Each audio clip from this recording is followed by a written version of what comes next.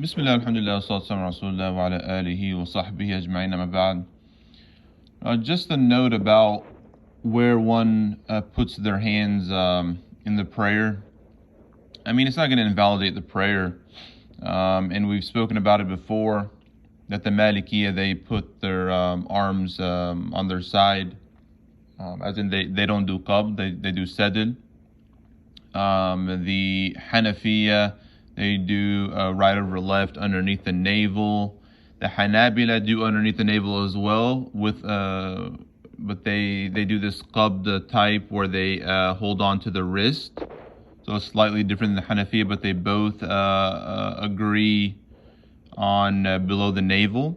And some of the Salafiyya, it seems like they might do a whole lecture on how that's an innovation to do below the navel. But 2 of the 4 schools of fiqh say to do right over left in some type of fashion underneath the navel. The Shafi'iyya, they do above the navel and under the chest. Above the navel and under the chest, which the stomach region or so. So those are the 4 schools, the mu'tamad of the 4 schools. Now, what we see, especially from the Salafiyya,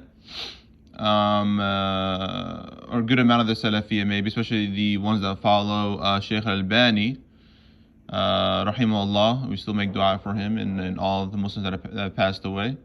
May Allah forgive him. To put right over the left on the chest. Okay.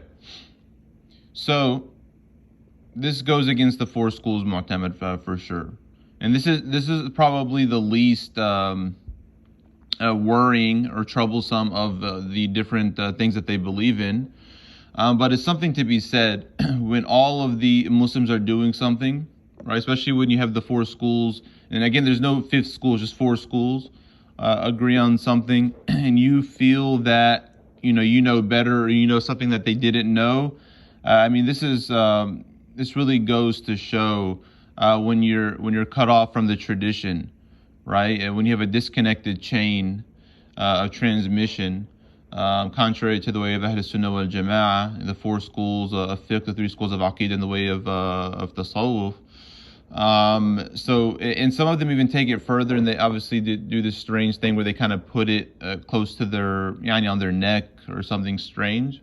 So I mean, when you look around it, I mean, it looks strange, right?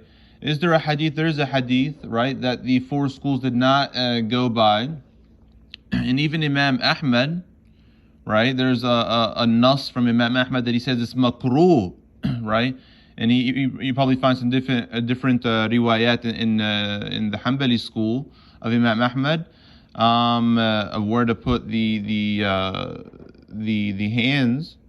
But there's a nas that it's makruh to put it on the chest, right? So that goes to show you something, especially if many of these people, they claim to be Hanbalis, for example. So I mean, makruh, like that's one stage above haram. So it's something to consider. Allah subhanahu wa ta'ala knows best. Wa sallallahu ala Muhammad wa ala alihi wa sahbihi ajma'in.